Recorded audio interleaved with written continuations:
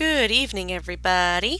Today we're going to talk about some background information for Things Fall Apart so that you can better understand it and not be totally confused as you start reading Chapter 1. Alright, the first thing we should talk about is our author. His name is Chinua Achebe. Say, Chinua Achebe. Did you do it? It's like Dora the Explorer. Okay.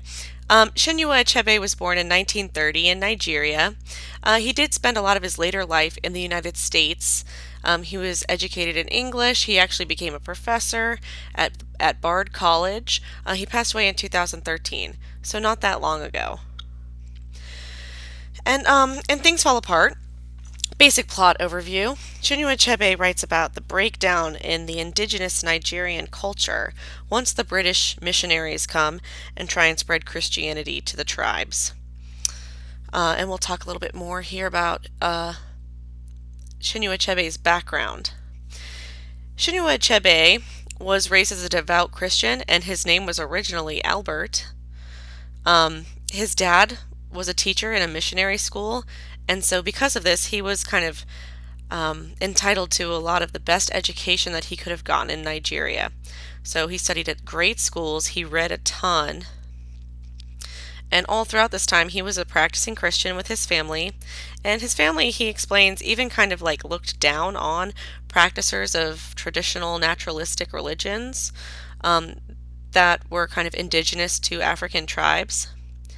And as Achebe grew up and he was in college, he read a ton of books about Africa and Nigeria, but he realized all of these books are from the points of view of the white people who come in and take over the tribes. And he read this one particular book called Heart of Darkness by Joseph Conrad, and the book kind of presents the African people as savage and animalistic, not in control of their urges or impulses, focused on war and fighting and violence with no moral fiber or anything like that. So Achebe was kind of taken aback by this, and he said, these African people have their own story to tell about these white people coming in and taking over their land, taking over their economy, reestablishing a completely different social structure. And so it was his goal to tell the story of those African people, humanize them for all of the Western civilizations that are reading the book. And his book is really innovative and groundbreaking because it is the first one to tell the point of view of those colonized people instead of the colonizers. All right.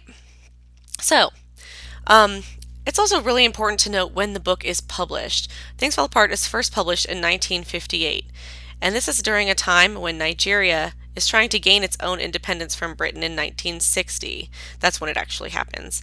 But, I mean, look at that time period. In 1960, Nigeria finally breaks free of Britain. And this book is taking place in the 1890s. So we're talking about, 100 years where British colonies are taking over Africa and being in charge of them. And not that long ago, around the time of the Civil Rights Movement, Nigeria finally takes back its own independence and becomes its own state. So it's very timely in its publication date.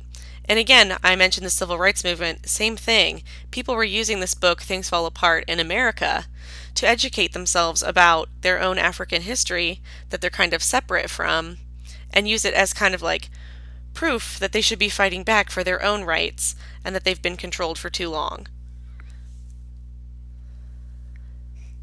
So as we read Things Fall Apart, it's a little bit of a confusing book. It uses some references to African words. The good thing about it is the book does go on. When you see an African word, it's italicized, and it'll tell you what it means kind of right in that same sentence. But Achebe also uses things like idioms and folktales and proverbs to tell the story in the way that we might use like a fairy tale or like a fable to teach a moral lesson. It's also important to note that Achebe, his purpose is to spark some social change. He's using this story to help people identify with the colonized Africans, see themselves in those characters, and kind of believe in their cause. All right, so moving on to some background on Nigerian tribes. Let's look at a map here. We can see Nigeria in the larger picture of Africa right here. And when we talk about our tribes, we're going to be looking at a pretend village in this area of Nigeria right here. It does not truly exist, though the people who make up the village are based on a real people. We're going to be focusing on the Igbo people. They're the third largest ethnic group in Nigeria. And again, they live in the eastern region. They also kind of live on the coast. Because they live on the coast, they're more susceptible to being taken into the slave trade. Just because, a boat lands there, they put them on the boat. They don't have to travel very far to find the people. So unfortunately, their location makes them susceptible to being taken for slave trade. Here's a nice map for you, very colorful. And this is an example of a colonization map. So at the time of things fall apart, this is what Africa looks like in terms of ownership. The bright colors are European colonizers, and the gray area is the part of Africa actually owned by Africans. You can see that it is a very small piece.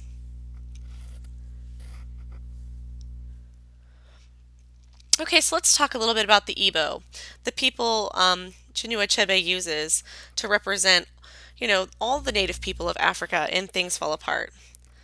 So the Igbo are the third most populous ethnic group in Nigeria, and we talked about where they live. An important thing about their culture is that they are agricultural. They grow things in order to maintain their economy. The first and most important crop is the yam. Ooh, are you going to be tired of talking about yams by the end of this book? There are lots of yams. They also use palm trees for oil and fiber. A lot of their building materials are going to be palm tree. You'll also see palm tree oil used in ceremonies. And crafts and manual labor is also used to provide their income. It's definitely important to note that the Igbo culture is a patriarchal society. Decision making involves males only. Men are the ones who grow yams, making it the most powerful crop, and women grow the other crops. The way their villages are set up is also based on male lineage. Men are the head of household, and their families are the ones that stay together. And when women get married, they leave their families to go live with their husbands. The goal for men is to have as many yams as possible and as many wives as possible. So each wife lives in her own hut in the family compound. So you might have a few huts together belonging to a couple wives and then a husband hut, but they're all kind of fenced in the same area. All right, here we can see the building of a traditional obi. This is not complete, okay? This is not what an obi looks like when it's done. But you can see the shape. It's kind of like a long hut put together with, I'm assuming, pieces of tree here, some wood. Okay, now talking about society and the way their culture works. The elders are the leaders of the clan or the tribe. And you become an elder not because your father was an elder, but because you yourself earned your title. So kind of like the idea of the American dream, you don't have to start a millionaire to be a millionaire. In the same way, the Igbo people can be born lowly and work their way up to earn a high social status.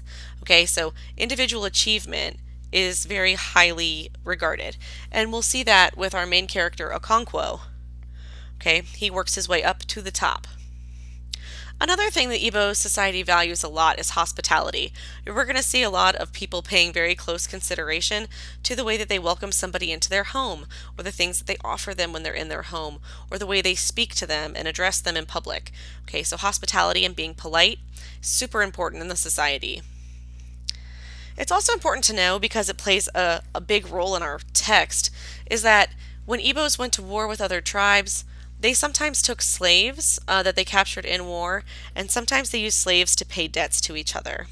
We're going to see an important character that is used to pay a debt early in the text. I apologize if you can hear my dog has a squeaky toy in the background. Sorry about that. Okay, so moving on, talking a little bit about religion. It's important to know that Igbo religion is polytheistic, so we have many gods, but the most important of those gods is Chukwu, and he's the supreme god or the creator of the world. He would be like the equivalent of Zeus to a Greek mythology, like that sort of analogy. So when the people want to interact with their gods, they go to an oracle or a person who speaks through the gods, and they're kind of separate from society.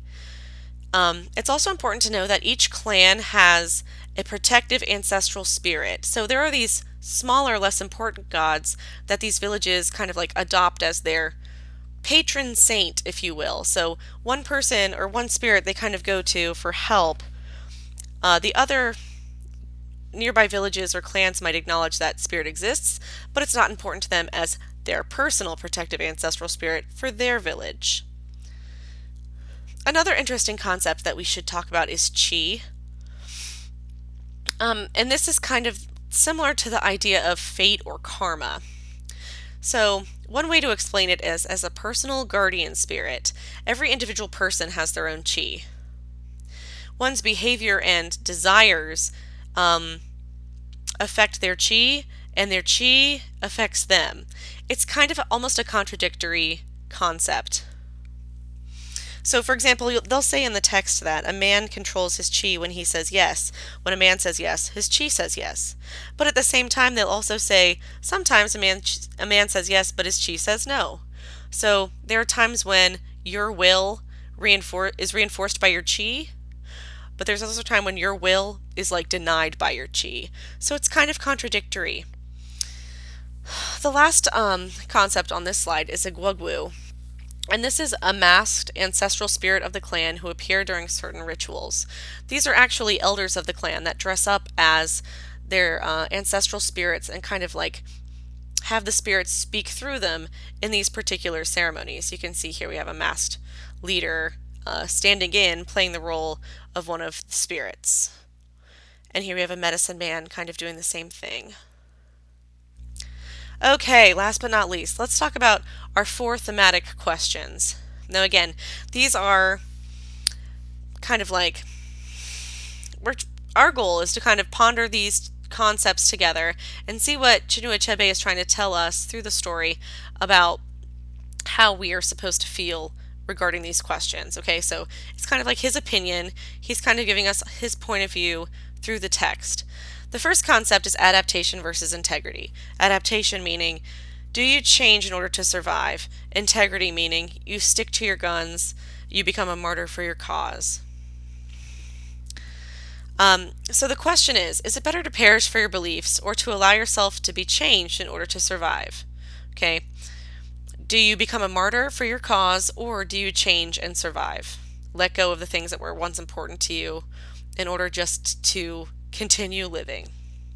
The next is unity versus isolation. Okay, so unity meaning like community, being together, working as one. Isolation meaning being on your own with no camaraderie, no support, doing it, all by yourself. The question is, do you have an obligation to care for your community? Or are you only responsible for yourself, like every man for himself? The next is choice versus fate. And this ties in with the concept of chi that we just talked about. So the question is, do your choices truly dictate where you end up, or does fate have a stronger pull and have a stronger influence on what happens to you in the end? And last but not least, we have civilization versus barbarism. Civilization meaning, societal structure based on laws and morality. Barbarism, the noun form of barbaric. So basically the lack of that. So the question is, what is civilized and what is barbaric? And we have to keep in mind that the point of this book is to show us, a westernized reader, that what we view as normal, what we've been reading in our history books for years and years, might not seem civilized when we look at it from a new perspective. Okay, I've lost my voice, I'm out of breath, but we've covered all the things that we need to cover in order for you to have a better understanding of Things Fall Apart as you begin reading. I look forward to talking to you some more about our characters, some of our symbols, and I will be giving you a bookmark, yay, on Thursday. I'll see you guys then. Have a great day.